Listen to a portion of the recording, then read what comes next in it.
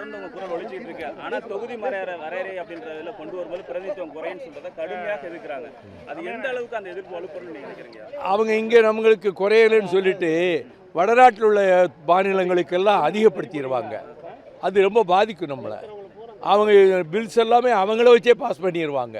அதன் பிறகு நம்ம ஒரு கொத்தடிமை நாடு மாதிரி தான் இந்த தென்னிந்தியா இருக்க வேண்டிய நிலைமை வரும். அதை விடக்கூடாது. தென்னிந்திய மாநில முதலமைச்சர்களை எல்லாரையும் நம்ம முதலமைச்சர் கூட்டி ஒரு பெரிய, அதே மாதிரி பஞ்சாப்லேயே எதிர்ப்பு இருக்குது, மற்ற மாநிலங்களையும் எதிர்ப்பு இருக்குது. அந்த எதிர்ப்பு இருக்கவங்களை எல்லாம் சேர்த்து அது எந்த விதத்தில் போராட்டத்தை வகுக்கணும்னு சொல்லி அவங்க முடிவு பண்ணணும். அது குறிப்பாக சுயமரியாதை திட்டங்களை பாதிக்கும் அப்படின்றார் முதலமைச்சர். சுயமரியாதை திட்டங்களும் மட்டுமல்ல, நம்ம அணிவிக்கின்ற முக்கியமான திட்டங்கள் எல்லாத்தையுமே.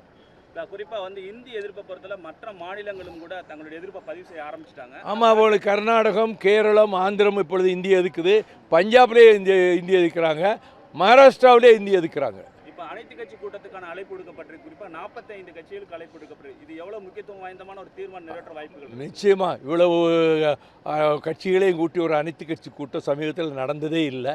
அதில் அதிமுகவும் கலந்துக்கிட்டேன்னு சொன்னது ரொம்ப மகிழ்ச்சி. அவங்க ஒரு ஜனநாயக கடமையை ஆற்றியிருக்கிறாங்க. அந்த கூட்டத்தை வெற்றிகரமாக நடத்துவார். உண்மையான ஒரு அழுத்தத்தை கொடுக்கும் எதிர்பார்க்குறேன். கொடுக்கும்.